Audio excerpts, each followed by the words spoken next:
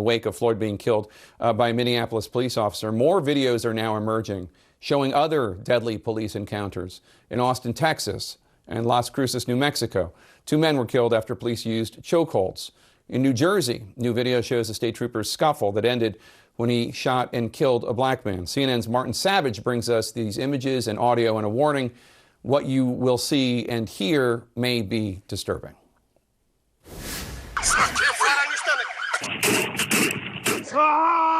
It is all too horribly familiar.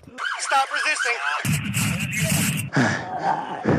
Even the dying words of the victim sound the same. But if you think you know these cases, you probably don't. March 28, 2019, Austin, Texas. Sheriff's deputies pursuing 40-year-old Javier Ambler.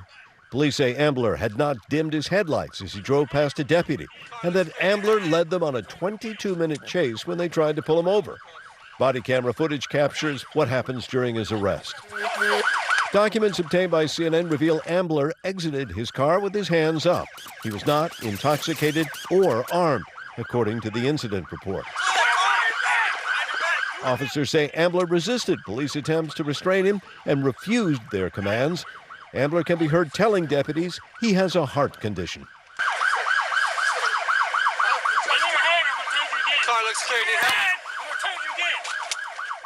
The officers tase Ambler multiple times, and the body camera video shows him going into distress. He's heard saying, "I can't breathe," in the video.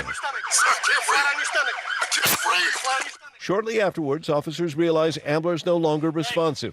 They remove his handcuffs and administer CPR. Javier Ambler is pronounced dead less than an hour later. A district attorney investigation into the incident's ongoing. The Office of Professional Standards in the Sheriff's Office says the officers acted in accordance with department guidelines. Get on the ground! February 29th of this year, Las Cruces, New Mexico. It begins as a traffic stop. Police say they learned after they stopped him that Antonio Valenzuela has an open warrant for parole violation. According to the local district attorney's office, which is investigating, Valenzuela runs away. Officers tase him twice. According to the district attorney, on the ground, Valenzuela continues to struggle. I'm gonna choke you out, bro. One of the officers applies a chokehold, referred to as a vascular neck restraint, or VNR. EMS is called to the scene and begin life-saving measures, but are unsuccessful. The officer who used the neck restraint has been charged with involuntary manslaughter. His lawyer did not immediately respond to CNN's request for comment. May 23rd, Garden State Parkway, New Jersey. 28-year-old Maurice Gordon was pulled over for speeding, according to the State Attorney General's office, which just released this video. When Gordon's car won't restart, State Trooper Sergeant Randall Wetzel tells him to sit in the police cruiser to stay out of traffic. The officer offers Gordon a mask, and the dash cam footage seems routine.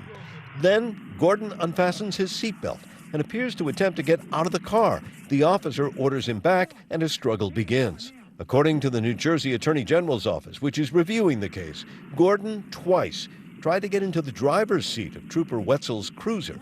The first time, the officer uses pepper spray on Gordon. Then, after a second attempt, another struggle, and eventually 6 gunshots. Gordon collapses to the road and dies. We reached out to Trooper Wetzel. We have yet to hear back from him. Meanwhile, the governor of New Jersey says that the case will be taken to a grand jury for possible consideration of charges against the trooper.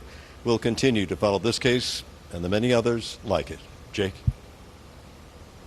All right, Martin Savage, thank you so much. As we follow this, the final goodbye for George Floyd's family and friends, a man whose killing, alleged murder, sparked a national movement for police reform. I want to bring in 2 former police officers. Reddit Hudson was a beat patrolman and recruiter with the St. Louis, Missouri Police Department. Joe Ested was a lead investigator for street enforcement with the Richmond Police Department in the Commonwealth of Virginia. Joe, I'll start with you. From New Mexico to New Jersey to Texas, even the George Floyd case, do you think we would be talking about problems in policing if cameras, whether cell phone cameras or dash cameras, did not capture these incidents? We would be talking about that, Jake, in my community, the black community, because it was very common. The rest of the world is now seeing exactly what the black community has been going through for a long time. So if cameras didn't exist, then no, we would not be talking about it as we are now.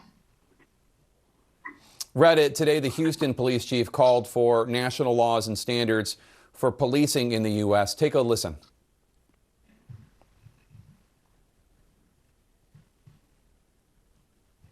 Okay, something's going wrong with the SOT, but in any case, okay, here it is. Doing business and 18,000 sets of policies. All right, I don't know, we're having some sort of technical problems, but what he said, Reddit, is that we have 18,000 police departments with 18,000, 18,000 police departments with 18,000 ways of doing business and 18,000 sets of policies, and the chief said Congress needs to pass policy and training requirements for police nationwide. Do you agree with that? I do agree with that, and I think we saw that reflected in the bill that came out yesterday relative to a national uniform code for use of force, a national database that would allow us to track problem officers, expanding the Department of Justice's pattern and practice, ability to look into departments that show a propensity to violate the rights of the people they're sworn to serve, and independent investigations of police misconduct, which should be absolutely mandatory at this point. The police can't investigate themselves, man. And what I want to say real quickly is this. We know where we're headed. I'm sure that the other gentleman that's on with me knows where we're headed. We're headed to a fight with police unions relative to all of the transformative suggestions that we've seen put on the table, or even the basic reforms that we've seen put on the table. Police unions in New York, Minneapolis, St. Louis, who often, through their leadership, just show an incendiary disregard for Black life, are going to fight these things tooth and nail. So to all the organizers around the country and all the legislators around the country, now is the time to become aggressive and staunch in your stance that we can't go back to what we've always had, which is zero accountability for police when they violate our rights. Joe, you called the legislation from Democrats on police reform introduced yesterday, you called it smoke and mirrors. The bill calls for a ban on chokeholds, a national police misconduct registry, more training to weed out racial bias. Why did you call the bill smoke and mirrors? Because, Jake, I wrote a book, Police Brutality Matters, and I listed the recommendations how to prevent police brutality. And if you look at this bill, it's a federal bill. The wording in it is prohibited federal police officers. All through the bill, I read about 13 elements. 8 of those elements does not reflect or does not affect the local police officer only if that the police department accepts federal money. So it's a real good bill. It sounds like a good bill, but when it's all said and done, it's a federal bill. We need state legislation bills, not a federal bill, because there's a difference between federal policing and your local police officer. And tell me, Joe, I'd love to give your thoughts on what Reddit just said about police unions. Do you think that police unions are more impediment to progress and to, I mean, if you heard the Camden, New Jersey official that I interviewed just a few minutes ago, and progress for police forces themselves. Do you see police unions that way? Yes, I totally agree with the officer, and he is exactly right. Myself, I was vice president of a union. You're taught, right, as a union official, accountability is not in our favor. It's hard to fight accountability. We and the union will take the position as a defense attorney, not a labor fighter, but a defense attorney. We protect police at all times, even when they're wrong. So, yeah, it's going to be an extremely hard fight when it comes down to these police unions. They spend a lot of money to these candidates to help them with their powers as police unions to have a say whether an officer is held accountable or not. Reddit, critics call for more de-escalation techniques, but take the New Mexico incident. The body cam video showed that the suspect ran from police. Then he tried to fight officers on the ground.